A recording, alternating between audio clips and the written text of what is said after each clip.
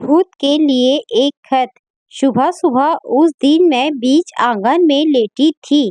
किसी ने मेरे ऊपर सफेद चादर तान दी थी। आसपास बैठे सभी लोग ना जाने क्यों रो रहे थे। मेरा परिवार ऐसे विलाप कर रहा था जैसे कि घर में कोई मर गया हो। तभी मुझे अपनी पड़ोसी सीमा का स्वर सुनाई दिया। है कमला जीजी कहे चले गई। अब तो नाती नातन को ब्याह देखने थे आप तो। कल शाम जीजी हमें मंदिर जाती मिली थी। बेचारी हमसे गले लग के कह रही थी, सीमा एक तुम ही हो जो हमारे दुख दर्द समझती हो, बाकी तो सब मोह माया है। कल शाम किटी पार्टी में गई थी। मंदिर तो मैं गई ही नहीं। तो फिर यह सीमा झूठ क्यों बोल रही है। मैं यह सोच ही रही थी कि तभी दूध वाला दाखिल हुआ। वैसे तो वह रोज मुझसे कीट पीट करता था क्योंकि मैं उसका दूध और पानी का राज जो खोल देती थी। पर आज अरे अम्मा जो का हो गयो। राम जी कब मर गई अम्मा। आज तो 6 महीना के दूध को हिसाब करने थे। और अम्मा ने तो जिंदगी भर को हिसाब खत्म कर दिया। 6 महीने का दूध का हिसाब झूठे। कल तक का सारा हिसाब क्लियर है। फिर झूठ क्यों बोल रहा है। मैं उस पर चिल्लाते हुए बोली। तभी मेरे बिजली विभाग वाले सारे रिटायर्ड कर्मचारी दाखिल हुए। सब एक एक कर मेरी फोटो पर माला चढ़ाने लगे। मैं अपनी माला लगी तस्वीर को देखकर गुर्राई। यह कैसी तस्वीर लगा रखी है मेरी। अरे इतनी सुंदर सुंदर तस्वीरें हैं मेरी। कोई अच्छी तस्वीर लगाओ। पर मेरा कहना किसी ने नहीं सुना। तब मेरा दिमाग ठनका। अब मुझे पक्का यकीन हो गया कि अब तो मैं यमलोक की यात्रा को निकल ली। पर मेरी आत्मा को लेने अभी तक यम या यम के कोई दूत नहीं आए थे। तभी अपनी मृत्यु का सच स्वीकार करते हुए मैंने सोचा, जब तक यमलोक से मेरी आत्मा को लेने कोई आता नहीं, तब तक मैं अपनी मौत के मातम का आनंद लेती हूँ। देखती हूँ मुझे कौन कितना याद कर रहा है। तभी बिजली विभाग की मेरी पुरानी सहकर्मी बोली, मन की बहू साफ थी कमला, बिल्कुल इस कफन के जैसी बेधड़क। वह मेरे ऊपर पड़े कफन को छू कर बोली। बहू सीधी सादी महिला थी। बिजली विभाग का कोई काम नहीं आता था। सब हमसे ही तो सीखी थी। हम कब तुमसे काम सीखे। उल्टा हमने तुमको सिखाया है। झूठी निकल मेरे मौत के मातम से मैं जोर से चिल्लाई। पर यहाँ तो लोग जिंदा की नहीं सुनते, फिर मरे हुए की कौन सुनता। कुछ देर में एक और मेरे भूतपूर्व आशिक मिजाज सहकर्मचारी अपने मुंह का गुटखा संभालते हुए बोले, देवी थी देवी, भाई जैसा मानती थी हमें, राखी बांधती थी। किसी रक्षाबंधन में हम 500 रुपए से नीचे का उपहार नहीं देते थे कमला दीदी को। दीदी हम कब इस लपट की दीदी हो गए। यह तो उल्टा हमारे ऊपर ही डोरे डालता था। मुझे विधवा जानकर चाहे जब मुझसे शादी का प्रस्ताव रख देता था। और आज देखो मुझे सामने मरा हुआ देखकर कैसा बढ़िया बहन भाई का रिश्ता बना रहा है। अभी मेरी अर्थी उठी भी न थी कि मेरी नज़र घर के एक कोने में बैठे बच्चों पर चली गई।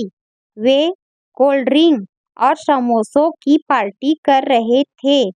कुछ ही देर में राम नाम सत्य है का स्वर गूंजा और सब चल दिए शमशान भूमि की ओर। उसके बाद पूरे दिन लोग बाग आते जाते रहे। कब हुआ, क्यों और कैसे हुआ वाला वही घिसा पीटा सा सवाल सब पूछते और उनके सवाल पर कभी बेटी तो कभी बहू टेप रिकॉर्डर सी बज पड़ती। कल शाम सबके साथ बढ़िया खाना खाया। उसके बाद उनके पेट में जरा सा दर्द हुआ, फिर दर्द की दवा खाकर सो गई। सुबह जब देर तक नहीं जागी तो देखा कि अम्मा नहीं रही। कहती हुई वे रो पड़ती। यहाँ आते जाते लोग बाग अपना शोक व्यक्त करते हुए मुँह से जुड़ी मनगढ़ंत कहानियाँ सुनाते रहे। जिसके मन में जो आ रहा था वह मुझे लेकर वहीं कह रहा था। शाम होते ही परिवार के सभी सदस्य एक साथ यह बहस करने बैठे कि मेरी प्रॉपर्टी का बंटवारा कैसे हो। अम्मा साफ कह रही थी हमसे कि उनका वो कीमती रानी हार उनकी बड़ी बहू यानी कि हम ही पहनेंगे। बड़ी बहू की इस बात पर छोटी बहू लपाक से बोली, अच्छा भाभी, लेकिन अम्मा तो बिल्कुल यही बात हमसे भी कहती थी। पर सच तो यह था कि हमने किसी से कुछ नहीं कहा था। कुछ ही देर में घर के कागजों को लेकर बहस शुरू हो गई। ये अम्मा तो बड़ी होशियार थी। वैसे तो कागजों का खूब काम जानती थी, पर देखो फिर भी अपनी वसीयत लिख कर नहीं गई। इस पर मेरी बेटी बोली, भाभी कैसी बातें करती हो। उन्हें पता था क्या कि वे कब मरने वाली हैं। वैसे अम्मा ने मुझे बताया था कि वे वसीयत में क्या क्या लिखने वाली थी। वे कहती थी कि अपनी प्रॉपर्टी का एक हिस्सा वे मुझे भी देंगी। वाह रे परिवार, इनकी अम्मा मर गई और इन्हें जमीन जायदाद वसीयत चाहिए। तब ये तीनों छोटे छोटे से थे जब इनके पिता का देहांत हुआ था। उसके बाद मैंने अपने दोनों बेटों और बेटी को बिजली विभाग में नौकरी करके पाला था। अच्छी शिक्षा दी, पैरों पर खड़ा किया, शादी कराई। मेरा किया कुछ भी इन्हें याद नहीं है। इन्हें तो इस बात का दुख है कि अम्मा वसीयत क्यों नहीं लिख गई। कुछ ही घंटों में घर का माहौल बदल गया। जहां मेरी मौत का मातम मनाया जा रहा था, वहीं अब प्रॉपर्टी को लेकर महाभारत छिड़ी हुई थी। इस लड़ाई में मेरे दोनों बेटे नीरज और धीरज दोनों की पत्नियां मेरी बेटी व दामाद थे। नीरज ने बहस के दौरान धीरज को धक्का मारा और वह मेरी तस्वीर पर जा गिरा और मेरी नींद टूट गई। जब मेरी आँख खुली तो उस वक्त आधी रात थी। सब शांति से सो रहे थे। मैं भी जीती जागती काया थी। ऐसा विचित्र सपना देखकर मैं डर गई थी। उसके बाद उस सपने के कारण मैं नहीं सो पाई। सुबह उजाला होते ही मैंने कागज कलम उठाकर अपने लिए एक खत लिखना शुरू किया। प्रिय, मैं कमला, जीवन की आपाधापी में तुमसे बात करने का कभी समय ही नहीं मिला, इसीलिए आज मैं स्वयं के लिए एक खत लिख रही हूँ। मैं कौन हूँ, क्या हूँ, कैसी हूँ, इन सब सवालों का उत्तर सबसे बेहतर मेरे पास ही है। मैं आज यह खत लिखते हुए खुद से मुलाकात कर रही हूँ। मैं कमला हूँ, वह कमला जो बचपन में बेहद शरारती थी, वही कमला जिसमें अच्छाई के साथ साथ ढेर सारी खामियां भी हैं। मैं वही कमला हूँ जो परफेक्ट वाइफ, सुपर मॉम और अच्छी दादी नानी बनने के चक्कर में खुद को खोती रही। मैं 25 सालों तक बिजली विभाग में काम किया। मैंने हर काम खुद सीखा। मेरे ऊपर किसी का कोई कर्ज नहीं है। मैंने अपने जीवन के सारे फर्ज उतार दिए हैं। मैं 70 साल की एक विधवा हूँ, पर मैं मंदिर नहीं जाती। मैं तो किटी पार्टी में जाती हूँ। यह जरूरी नहीं है कि बूढ़ी हो गई इसलिए मंदिर ही जाऊं। मैंने अपने बच्चों के नाम कोई प्रॉपर्टी नहीं की। मैंने उन्हें पाल पोस कर उन्हें उनके पैरों पर खड़ा कर दिया। यही क्या कम है। मेरे सारे कीमती जेवर और सामान मैं एक ट्रस्ट के नाम करके जा रही हूँ। चूंकि मेरे बच्चे अब बहुत संभल हैं, इसीलिए आशा है कि उन्हें यह बात हजम हो जाएगी।